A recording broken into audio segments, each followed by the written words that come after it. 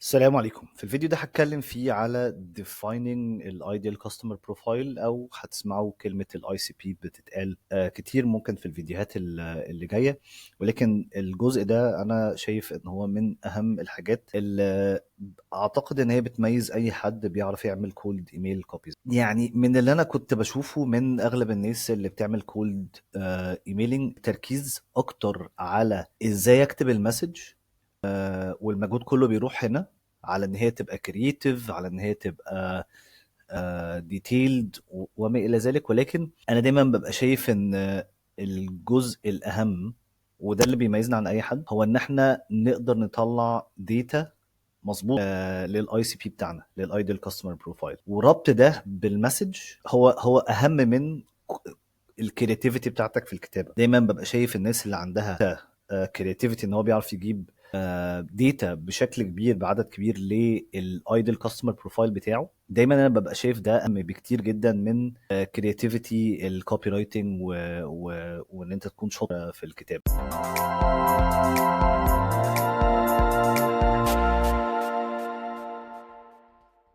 طيب ليه مهم ان انا اعمل ايدل كاستمر بروفايل؟ هو مهم اولا لان انت لو انت عامل ديفينيشن كويس ليه هتعرف تكتب له رساله تناسبه.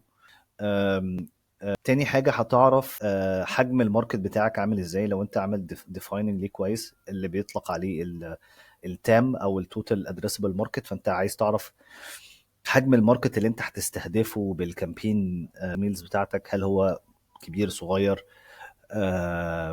والفرص بتاعتين. هوضح ده اكتر. يمكن يعني في 90% من الحالات الايميل كامبينز لما بتجيب الداتا بتاعتها بيكون مبني على وجود الشخص على لينكدين. فاغلب التولز اللي بتجيب منها الداتا او الايميلات بتاعه الاشخاص غالبا بتكون مبنيه على الانفورميشن اللي موجوده على لينكدين، سواء بقى زوم انفو، ابولو، اي حاجه من التولز اللي بتجيب لك ايميلات الكي ديسيشن ميكرز دايما بتكون بانيه الداتابيز بتاعها بناء على وجود الشخص ده على لينكدين. تمام. ولينكدين ما بيديش بيانات الشخص unless لو هو حاطط ايميله على البروفايل بتاعه. ولكن في اغلب الاحوال الكي ديسيشن ميكرز مش بيحط الايميل بتاعه على لينكدين. يمكن في يعني ما اعرفش انفورميشن ليه منتشره في مصر وفي الميدل ايست، ان لو انا رحت اللينك بريميوم هقدر اجيب بيانات التواصل بتاع الشخص، وده دي معلومه خاطئه تماما. بيانات التواصل انت تقدر تجيبها من تولز زي زوم انفو وما شابه، وممكن هتكلم على طرق اخرى اقدر اجيب بيهم ايميلات من داتابيزز مختلفه. تمام. اديفاين الايدل كاستمر بروفايل بتاعي ازاي؟ في الفيديوز في واحده من الفيديوز السابقه انا اتكلمت ان انا هحتاج اعمل سيجمنتيشن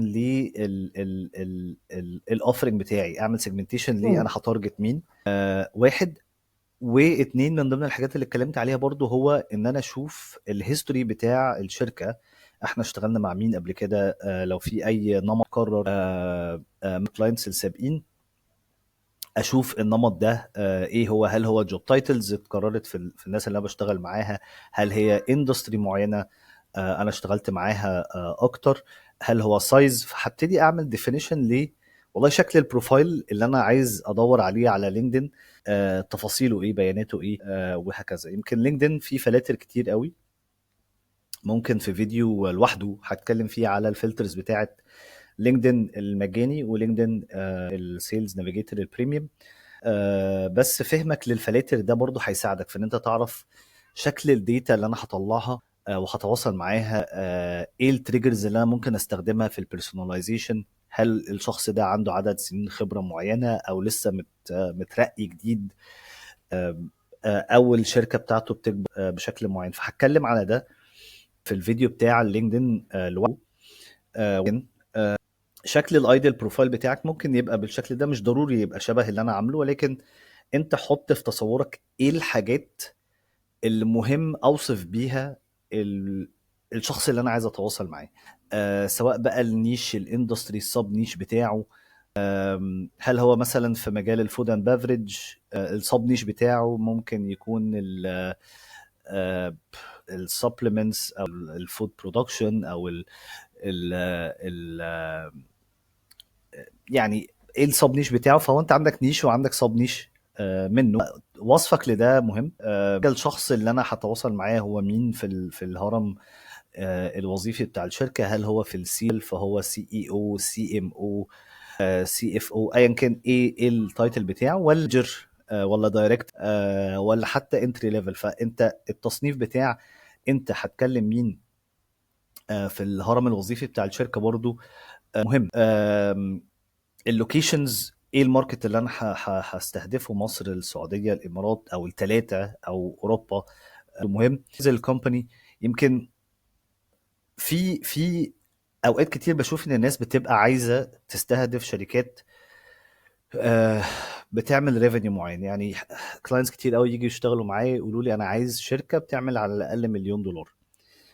آه، المشكله يعني انا رحت التول زي ابولو. ابولو عنده فلتر بيقول لك الاستيميتد ريفينيو بتاع الشركه، ولكن انا ما بشوفش ان دي معلومه اقدر اعتمد عليها، لان في كتير من الاوقات بعمل الفلتر ده والاقي شركات محطوطه بتعمل اكتر من مليون دولار. وفي حقيقه الامر لما بقابل الناس اللي بتشتغل من الشركه، يعني يعني ما بيقربوش من التوقعات دي خالص. الفلتر ده اللي هو في ابولو واللي هو بيقول لك ريفينيو مليون دولار، انا ما اعتمدش عليه الصراحه.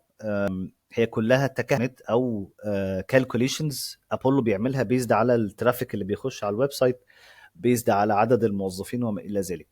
فانا احب اسال لو جالي كلاينت بيقول لي انا عايز مثلا حد بيعمل مليون جنيه او مليون دولار، دايما بسال هو حجم الشركات اللي انت اشتغلت معاها اللي بتعمل مليون دولار تقريبا على الاقل كام. يعني صعب قوي تلاقي شركه بتعمل مليون دولار وعدد الموظفين اللي فيها من 1 ل10.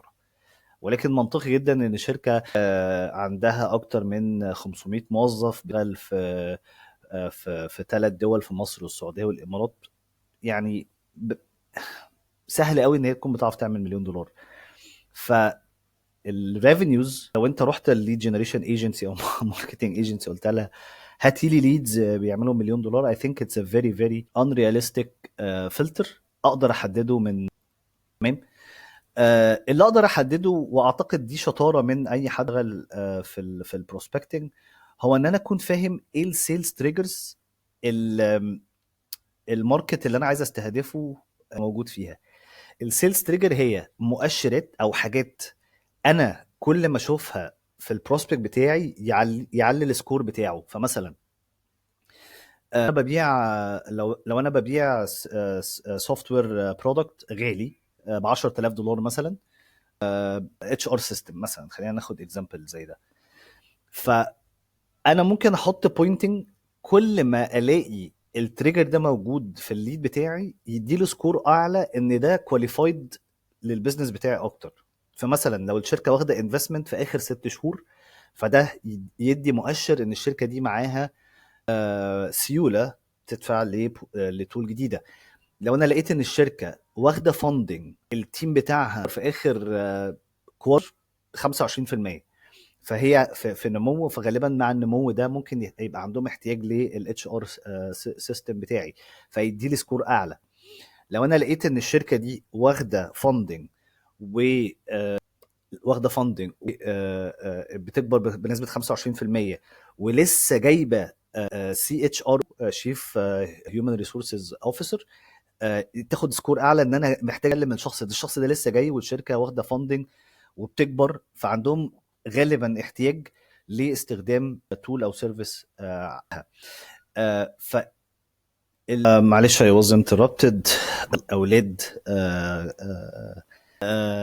السيلز تريجرز مهمه جدا في نعرف يعني اديفاين الكواليتي بروسبكتس للشركه عندي. المهم بقى في السيلز تريجرز دي هو انا ابقى عارف ايه التريجرز اللي ينفع ادور عليها، ايه التريجرز اللي المعلومه دي موجوده اونلاين. ده اللي انا هتكلم عليه في السلايدز الجايه.